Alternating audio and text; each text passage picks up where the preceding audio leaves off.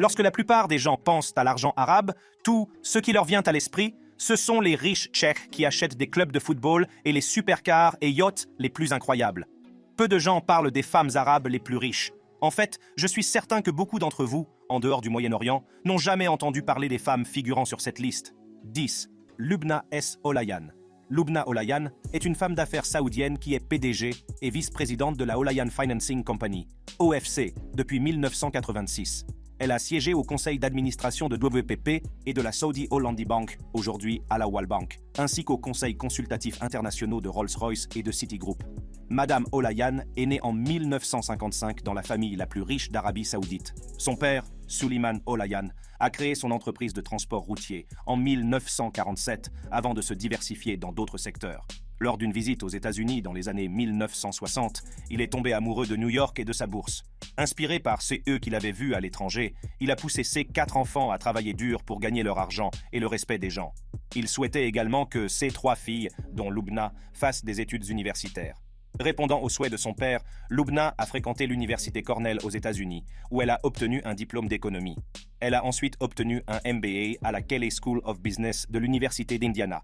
Après avoir obtenu son diplôme, elle a brièvement travaillé comme analyste chez JP Morgan à New York avant de retourner en Arabie Saoudite. De retour au pays, son père l'a fait entrer dans l'entreprise familiale en la nommant assistante de direction en 1983. Désireuse de prouver sa compétence, Madame Olayan a rapidement gravi les échelons du groupe Olayan. En 1986, elle a été nommée PDG de l'entreprise, un rôle qu'elle a conservé jusqu'en 2019. Sous sa direction, OFC est devenu un acteur majeur de l'économie saoudienne. La société s'est impliquée dans diverses activités, notamment la banque, la finance, l'immobilier et les télécommunications. Toutefois, l'une des plus grandes réalisations de Lubna est d'avoir favorisé l'intégration des femmes sur le lieu de travail. En 2001, elle a embauché sa première collègue et a progressivement augmenté le contingent féminin d'Olayan. Aujourd'hui, la société emploie environ 400 saoudiennes, dont 56 au siège de Riyad. Même si cela ne représente que 3% des 12 000 employés d'Olayan, il s'agit clairement d'un pas dans la bonne direction. Elle est devenue la première femme saoudienne à diriger une banque lorsqu'elle a été nommée présidente de la Saudi British Bank en 2019. Elle exerce actuellement son 3e mandat de 3 ans à la tête de la banque. En outre, elle supervise toujours l'empire familial en siégeant au conseil d'administration de l'entreprise aux côtés de son frère et de ses 2 sœurs. Selon de nombreux rapports, cette fortune familiale vaut plus de 10 milliards de dollars. Olayan intervient régulièrement au Forum économique mondial et a été reconnue par les magazines Forbes, Time et Fortune comme l'une des personnes les plus influentes du monde des affaires. 9. Sheikha Hanadi, Nasser bin Khaled Al Thani. La prochaine sur la liste est Sheikha Hanadi Nasser bin Khaled Al Thani, ou Sheikha Hanadi Al Thani en abrégé. Elle est membre de la famille Al Thani, la famille régnante du Qatar, depuis le 19e siècle. Sa carrière a été longue et variée, avec plusieurs réalisations entrepreneuriales. Mais avant cette carrière historique, elle a reçu une éducation de haut niveau et a connu des débuts modestes. Sheikha Hanadi a d'abord obtenu une licence en économie à l'Université du Qatar avant de suivre un cours de MBA pour cadre à la London Business School. Elle a ensuite obtenu une maîtrise en économie à l'Université de Londres. Après avoir terminé ses études en 1997, elle a décroché son premier emploi en tant qu'assistante à l'Université du Qatar, son alma mater. Un an plus tard, elle a fondé une société appelée Qatar Ladies Investment Company, qu'elle a ensuite rebaptisée Amwal. Cette société a été la première société d'investissement réglementée agréée par la Banque centrale du Qatar pour des activités telles que la banque d'investissement, la gestion d'actifs et la gestion de patrimoine. Aujourd'hui, elle préside cette société, qui est devenue une multinationale. Ses 2 projets majeurs suivants s'appellent Al-Wab City et Kyoto. Al-Wab City est un projet immobilier de 3,2 milliards de dollars qu'elle a lancé en 2005. Le projet visait à fournir des villas luxueuses de classe mondiale et des appartements contemporains. La ville a été conçue pour accueillir plus de 8000 personnes dans 639 villas de style arabe, 1293 appartements et 425 chambres d'hôtel. Elle comprend également plusieurs parcs, des restaurants, des boutiques, un spa et un hôtel. Ensuite, il y a Q-Auto, une entreprise qui vend des voitures Volkswagen et Audi. Elle a fondé cette organisation en juillet 2012 et ils sont les seuls importateurs de ces 2 véhicules au Qatar. Lorsque Sheikha Hanadi ne crée pas de nouvelles entreprises, elle mène celles qui sont déjà établies vers de plus hauts sommets. Parmi les nombreux rôles qu'elle a joués, citons celui de conseillère spéciale auprès de la Standard Chartered Bank. PDG du groupe Nasser bin Khaled Al Thani Sons, une société de commerce et de sous-traitance créée en 1950 par feu Sheikh Nasser bin Khaled Al Thani, ancien ministre du Commerce du Qatar.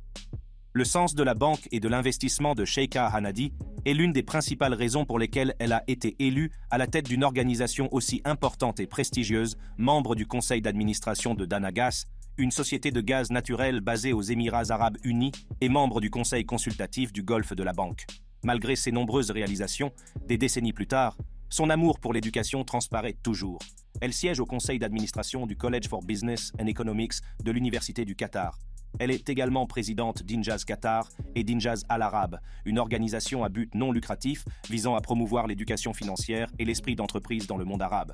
En outre, elle est membre des conseils consultatifs de la Harvard Business Review Al-Arabiya et du Legatum Center for Development and Entrepreneurship du Massachusetts Institute of Technology. En 2008, le Financial Times a classé Sheikha Hanadi parmi les 20 femmes les plus influentes du secteur bancaire et financier mondial. En 2010, le magazine Arabian Business, basé aux Émirats arabes unis, a nommé la Sheikha Hanadi femme d'affaires de l'année et l'a souvent désignée comme l'un des 100 arabes les plus influents au monde. Certaines sources estiment que la valeur nette de la Sheikha Hanadi est supérieure à 15 milliards de dollars. 8. Raja Eassa Al Ghurg. De nos jours, il est presque impossible de parcourir une liste de femmes influentes du Moyen-Orient sans y trouver un nom en tête de liste. Raja Eassa Al Ghurg.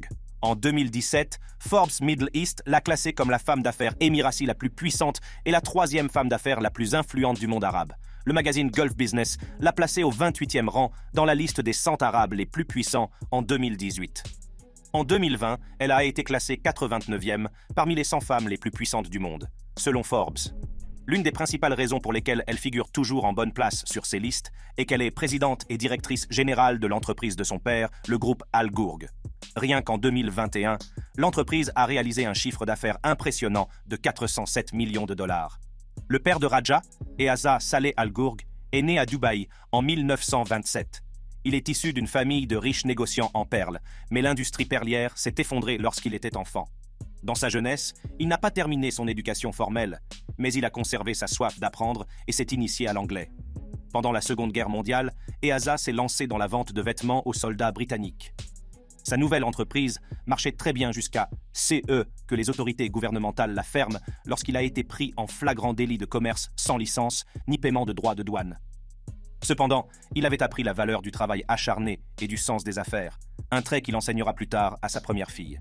Eassa a ensuite travaillé à la poste de Dubaï, puis à celle de Bahreïn, avant de rejoindre la Banque impériale de Dubaï en 1946. Il est le premier banquier émirati, mais c'est en 1958 qu'il connaît sa plus grande chance lorsqu'il devient le premier traducteur en anglais du cheikh Rachid Al Maktoum, le souverain de Dubaï. 2 ans plus tard, il crée le groupe Eassa Saleh Al Ghurg, qui se consacre à la distribution de la marque allemande Grundig à Dubaï.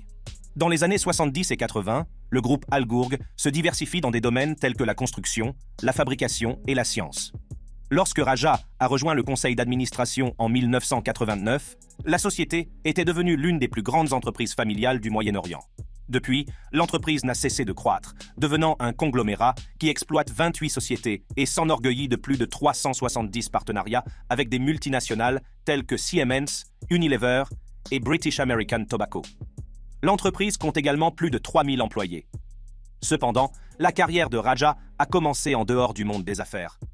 En 1977, peu après avoir obtenu une licence en littérature anglaise à l'université du Koweït, elle a commencé à travailler dans le secteur de l'éducation. Elle a été directrice de l'école secondaire pour filles de Zabil de 1978 à 1989. C'est à ce titre qu'elle a rejoint le conseil d'administration de l'entreprise de son père. Raja joue toujours un rôle clé dans l'éducation émirati en tant que vice-présidente de l'université de Dubaï. Elle siège également au conseil d'administration de l'université Mohammed bin Rachid de médecine et de sciences de la santé et de l'université d'Ajman. Madame Raja a joué un rôle déterminant dans la mise en valeur de l'importance des femmes sur le marché du travail arabe.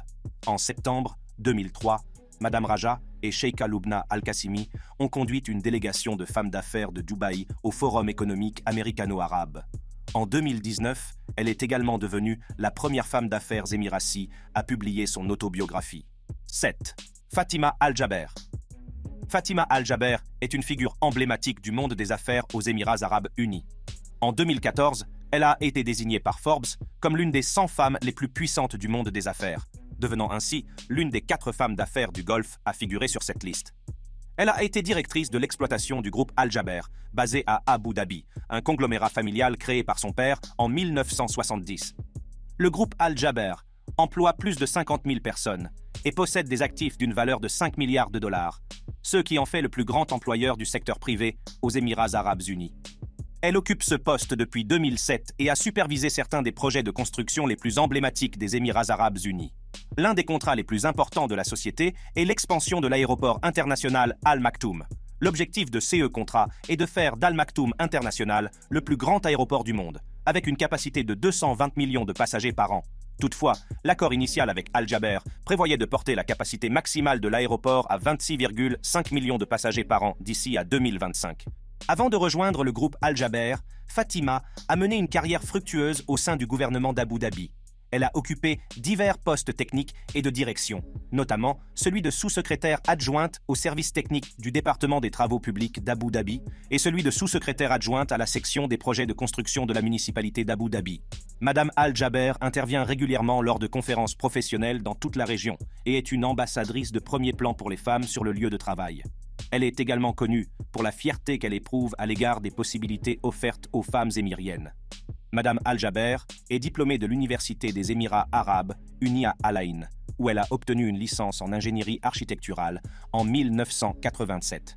Elle est également la première femme émirati à avoir été élue au conseil d'administration de la Chambre de commerce d'Abu Dhabi. Elle est en outre présidente du Conseil des femmes d'affaires d'Abu Dhabi. Elle a également siégé dans différents conseils d'administration aux Émirats arabes unis, tels que le Conseil de développement économique d'Abu Dhabi, la compagnie d'assurance Al-Khazna, Dana Gas, The National Investor et la compagnie d'assurance Takaful. Elle siège également au conseil d'administration de plusieurs organisations à but non lucratif, telles que le Future Rehabilitation Center, l'Arab Gulf States Institute à Washington, la GCC, Chapter Chair for Women Corporate Director et le conseil d'affaires Canada-Émirats arabes unis. 6. Sheikha Lubna Al-Qasimi. Sheikha Lubna Al-Qasimi est une femme politique émirati, membre de la famille régnante de l'émirat de Sharjah. Elle a été la première femme à occuper un poste ministériel aux Émirats arabes unis et a occupé plusieurs postes ministériels depuis sa première nomination en 2004. Elle a été ministre d'État pour la tolérance, ministre d'État pour la coopération internationale et le développement et ministre de l'économie et de la planification des Émirats arabes unis. Sheikha Lubna a grandi en aimant tout ce qui touche à la technologie. Enfant, elle dévorait plusieurs livres de mathématiques et de physique. Dans les années 1970, elle est partie à l'étranger pour obtenir une licence en informatique à l'Université d'État de Californie, à Chico. Elle a ensuite obtenu un Executive MBA à l'Université américaine de Sharjah et a reçu un doctorat honorifique en sciences de son alma mater, l'Université d'État de Californie. Lorsque Sheikha Lubna était ministre de l'économie, puis ministre du commerce extérieur, les Émirats arabes unis ont connu leur période la plus prospère et les volumes de commerce extérieur les plus élevés. Son impact a également été important lorsqu'elle est devenue ministre de la coopération internationale et du développement du gouvernement fédéral. Au cours de son mandat, elle a conduit le pays à une phase de philanthropie massive. En 2013, le pays a versé 5,4 milliards de dollars à des nations étrangères, ce qui est nettement plus élevé que les 1,6 milliard de dollars versés l'année précédente. Outre ses nombreuses responsabilités ministérielles, Sheikha Lubna occupe plusieurs fonctions administratives. Elle est membre du conseil d'administration de la Fondation des Émirats pour le développement de la jeunesse, membre du conseil d'administration de la société Émirati d'énergie nucléaire, membre du conseil d'administration de l'école de gouvernement de Dubaï, membre du conseil d'administration de l'école de politique publique Lee Kuan Yew et cofondatrice, et membre du conseil d'administration de l'association AMIS des patients atteints de cancer. Elle s'efforce également d'ouvrir la voie à d'autres femmes dans le monde des affaires. En 2015, alors qu'elle était présidente de l'université Zayed, elle a noué des liens entre l'université et le Dubai Women Establishment. Ce partenariat visait à stimuler la participation des femmes émiraties et à les aider à atteindre leurs objectifs professionnels et personnels. Grâce à l'incroyable bilan de son mandat, davantage de femmes travaillent aujourd'hui au cœur du gouvernement des Émirats arabes unis. Le cabinet actuel compte 8 ministres sur 29, ce qui signifie que 27% des membres du cabinet sont des femmes. À titre de comparaison, les États-Unis comptent 6 femmes au sein de leur cabinet, qui représentent 24% de celui-ci. Parmi les distinctions personnelles qu'elle a accumulées au cours de sa carrière, Lubna a été désignée par Forbes comme la 36e femme la plus puissante du monde. Elle a également reçu un prix pour l'ensemble de sa carrière lors du Congrès asiatique sur le développement des ressources humaines en 2012 et a été nommée Dame commandeur honoraire de l'ordre le plus excellent de l'Empire britannique en 2013. Selon certains rapports, la valeur nette de Sheikha Lubna est estimée entre 1 et 5 milliards de dollars. 5. Sheikha Maïta bint Mohammed.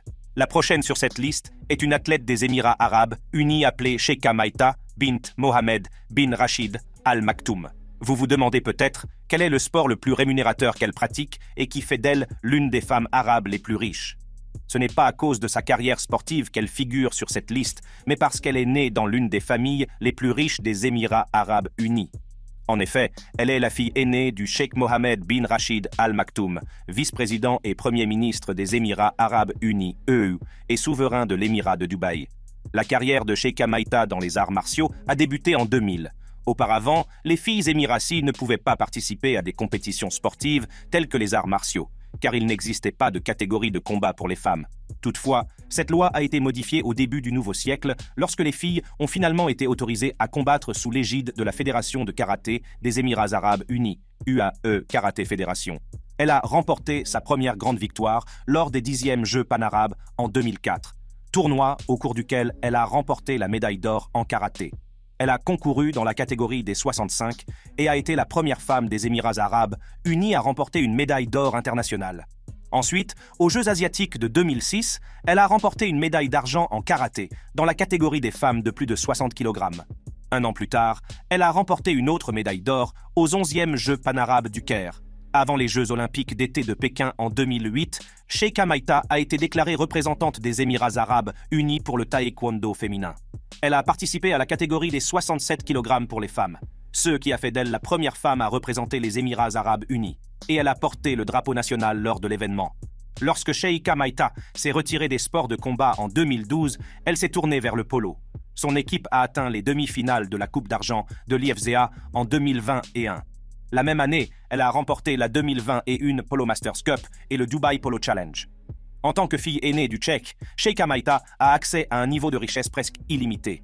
Son père milliardaire, qui vaudrait 14 milliards de dollars, a tiré l'essentiel de sa fortune de l'immobilier, car aux Émirats arabes unis, la terre est gérée comme un bien de l'État. Les Dubar ayant un système de gouvernement autocratique, la frontière entre les biens du gouvernement et ceux de la famille régnante est souvent floue. C'est sous le règne de son père que Dubaï a explosé pour atteindre son statut actuel de ville mondiale. Il a également lancé plusieurs entreprises publiques telles que DP World, le groupe Jumeirah et la compagnie aérienne Emirates. Le cheikh a également autorisé des projets d'envergure tels que les îles Palmes, le Burj Khalifa et l'hôtel Burj Al Arab. 4. Sarah Al-Suhaimi. Sarah Al-Suhaimi est une femme d'affaires saoudienne pionnière qui a contribué de manière significative à l'économie et au marché financier du pays. Elle est la première femme à présider la bourse d'Arabie Saoudite, Tadawul, le plus grand marché boursier du Moyen-Orient, et elle a également été PDG et membre du conseil d'administration de NCB Capital, la branche d'investissement de la National Commercial Bank. Dans ses fonctions, elle a mené des actions visant à accroître la participation des femmes à la main-d'œuvre, à relier les marchés de capitaux saoudiens au système mondial et à promouvoir l'inclusion financière. Madame Al-Suhaimi est née à Riyad, en Arabie Saoudite, en 1979. Elle a obtenu un diplôme de comptabilité à l'université King Saud et a ensuite suivi le programme de gestion générale de la Harvard Business School en 2015. Après avoir obtenu son diplôme à Harvard, Madame Al-Suhaimi a commencé sa carrière dans la gestion d'actifs chez Samba Capital. Elle a atteint le poste de gestionnaire de portefeuille senior avant de rejoindre Jadwa Investment en 2007. Chez Jadwa, elle a occupé le poste de Chief Investment Officer. En 2014, Madame Al-Suhaimi a été nommée PDG de NCB Capital. À ce titre, elle a dirigé la transformation de la société en une banque d'investissement de premier plan au Moyen-Orient. Elle a également supervisé la croissance des activités de gestion d'actifs de la société. En 2014, la société gérait environ 31 milliards de riyals saoudiens, soit l'équivalent de 8 milliards 400 millions de dollars. En 2017, Madame Al-Suhaimi a été nommée présidente de Tadawul. À ce titre, elle a dirigé les efforts visant à moderniser la bourse et à la rendre plus accessible aux investisseurs internationaux. Elle a également œuvré à la promotion de l'inclusion financière en Arabie Saoudite en plaidant pour le développement de produits et de services financiers qui répondent aux besoins des femmes et d'autres populations mal desservies. Madame Al-Suhaimi est une fervente partisane de l'autonomisation des femmes. Elle s'est exprimée sur l'importance d'offrir aux femmes l'égalité des chances en matière d'éducation et d'emploi. En décembre 2017, Bloomberg Businessweek a sélectionné Madame Al-Suhaimi comme l'une des 50 personnes à suivre. En 2018, elle a rejoint les 100 jeunes leaders mondiaux du Forum économique mondial et en 2019, elle a été nommée administrateur de la fondation IFRS. 3. Rania Mahmoud Nachar. La prochaine sur la liste est Rania Nachar d'Arabie Saoudite. Rania est une professionnelle chevronnée du secteur bancaire, forte de plus de 20 ans d'expérience, qui a fait des progrès considérables dans un secteur financier dominé par les hommes. Elle a fait sa première grande percée en tant que PDG de Samba Financial Group, la troisième plus grande institution financière d'Arabie Saoudite. Après avoir occupé diverses fonctions au sein de Samba Financial Group, Nachar a franchi une étape historique en devenant PDG en 2017. Elle est devenue la première femme saoudienne à occuper ce poste prestigieux dans l'histoire de la banque et la première femme directrice générale d'une banque commerciale saoudienne cotée en bourse. Mais cette nomination était le fruit de décennies de travail. Sa carrière a débuté au sein du Samba Financial Group peu après l'obtention de sa licence en 1997. Elle a commencé par travailler dans le département technologique de la banque privée avant de devenir coordinatrice de l'assurance qualité. Elle a ensuite été affectée au département de l'e-consommation avant d'être nommée chef de la conformité et chef de l'audit en 2014. Le leadership de Nachar au sein de Samba Financial Group s'est caractérisé par son engagement à adopter la numérisation et à l'intégrer dans tous les aspects des opérations de la banque. Consciente de l'évolution des besoins des clients, Madame Nachar a souligné l'importance de fournir des services axés sur la technologie qui rivalisent avec ceux offerts par l'industrie de la fintech. Durant son mandat à Samba, Nachar a dirigé le développement des services numériques, permettant à Samba de s'adapter à l'évolution des préférences des clients et de rester compétitive dans l'ère numérique. En outre, Nachar a joué un rôle déterminant dans la supervision de la transition de la banque vers une institution entièrement saoudienne, après la fin de l'accord de gestion avec Citibank en 2003. Sa dernière grande action a été de faciliter la fusion de la banque avec la United Saudi Bank. La nouvelle institution fusionnée aura des actifs d'une valeur de 223 milliards de dollars américains. Ses réalisations dans ce domaine lui ont valu d'être reconnue comme l'une des femmes les plus influentes de Forbes Middle East en 2018. L'engagement de Nachar à promouvoir le rôle des femmes dans le monde des affaires s'est étendu au-delà de son poste à Samba, puisqu'elle a présidé le Conseil d'action des femmes dans le monde des affaires au B20 Arabie Saoudite, qui sert de voix au secteur privé auprès du G20. Récemment, Nachar a entamé un nouveau chapitre de son illustre carrière en acceptant un poste au Fonds d'investissement public, PIF. Le PIF est l'un des plus grands fonds souverains du monde, avec des actifs estimés à 650 milliards de dollars américains. Le fonds joue un rôle crucial dans le plan de changement économique de l'Arabie Saoudite, conformément aux objectifs de la vision 2030 du royaume. Les contributions de Nachar au secteur bancaire ont été largement reconnues. Il ne serait pas surprenant de la voir continuer à gravir les échelons de la hiérarchie du secteur financier saoudien. 2. Sarah Akbar. Sarah Akbar, l'un des plus grands noms de l'industrie pétrolière du Moyen-Orient, a acquis sa richesse et sa notoriété dans l'industrie dans laquelle elle a littéralement grandi. Surnommée la femme pompier ou la dame de fer du Moyen-Orient, Sarah est née dans un petit hôpital du champ pétrolier, où travaillait son père. À l'époque, les problèmes de santé et de sécurité dans les champs pétrolifères koweïtiens n'étaient pas aussi importants qu'aujourd'hui, et Sarah a donc passé sa petite enfance à se promener dans ces champs. Après le lycée, elle s'est immédiatement inscrite dans une école d'ingénieur, car elle voulait devenir ingénieure pour pouvoir travailler dans les installations où son père avait l'habitude de travailler. Elle a obtenu sa licence à l'Université du Koweït en 1981, faisant partie de la première promotion d'ingénieur chimiste de l'école. Après ses études, elle a commencé sa carrière en tant qu'ingénieur pétrolier à la Kuwait Oil Company. Au départ, la compagnie ne voulait pas l'autoriser à travailler sur le terrain, mais elle voulait absolument se salir les mains sur le terrain avant d'assumer des fonctions de bureau. L'entreprise a finalement accepté qu'elle travaille sur le terrain uniquement entre 7h et 16h. Cependant, elle a eu sa chance dès sa première mission, alors qu'elle était la seule ingénieure sur une plateforme offshore. Ce jour-là, la tempête était trop forte pour qu'un ingénieur puisse la remplacer, et elle a dû travailler toute la nuit. Elle s'est acquittée de sa tâche avec succès, ce qui a donné le coup d'envoi à 10 merveilleuses années de travail sur le terrain sans entrave. Elle pouvait désormais travailler selon l'horaire qu'elle souhaitait. Sa mission la plus importante a eu lieu en août 1990, lorsque Saddam Hussein a ordonné l'invasion du Koweït par l'Irak. Le KOK, qui comptait 5000 employés, n'avait soudain plus que 50 volontaires. Tous les autres avaient fui pour se mettre à l'abri, mais Sarah était l'un des courageux ingénieurs qui étaient restés sur place. Si elle était partie, les habitants du Koweït n'auraient pas eu accès au pétrole et au gaz nécessaires à l'approvisionnement en eau et en électricité. Elle et ses collègues ont traversé cette période difficile de 7 mois d'occupation irakienne. Lorsque les forces irakiennes se sont finalement retirées en février 1991, elles ont incendié environ 80% des puits de pétrole koweïtiens, créant ainsi la plus grande catastrophe environnementale de l'histoire. Par nécessité, le rôle de Sarah au sein du KAOK a changé et elle a été affectée aux opérations de lutte contre les incendies. Comme Sarah avait plus d'expérience et de connaissances sur les puits que les autres pompiers, elle a joué un rôle essentiel dans la lutte contre l'incendie qui a duré 7 mois. Ces efforts épiques ont été présentés dans un documentaire de 1992 qui a été nominé pour un Academy Award. En 1993, elle a reçu le prix Global 500 du Programme des Nations Unies pour l'environnement pour ses efforts. Lorsque les choses se sont enfin calmées, Sarah a de nouveau changé de rôle, devenant surintendante de l'ingénierie pétrolière et spécialiste en recherche et développement à la KOK. De 2001 à 2005, elle a occupé le poste de responsable du développement de nouvelles activités à la Kuwait Foreign Petroleum Exploration Company. Ensuite, Sarah a cofondé Kuwait Energy PLC en 2005 et a été PDG de la société jusqu'en 2017.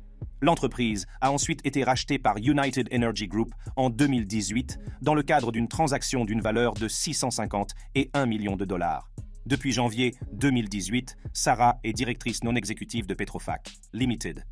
1. Maha Al-Ghunaim. Maha Al-Ghunaim est une femme d'affaires koweïtienne et l'une des femmes d'affaires les plus connues du Moyen-Orient.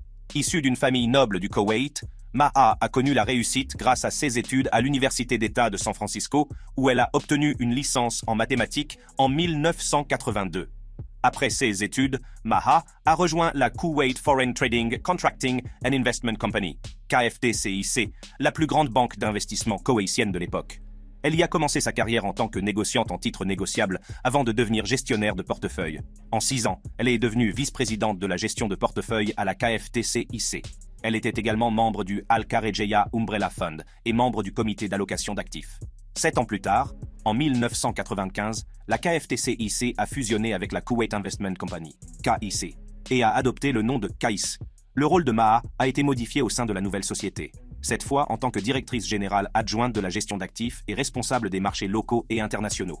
L'étape suivante a eu lieu en 1998, lorsque Maha et 4 cofondateurs ont créé Global Investment House avec un capital de 50 millions de dollars. La nouvelle banque d'investissement devient progressivement l'une des plus importantes de la région du Moyen-Orient et de l'Afrique du Nord. En 2006, la société gérait environ 7 milliards de dollars d'actifs et proposait différents fonds et disposait bientôt du plus grand réseau de bureaux de la région.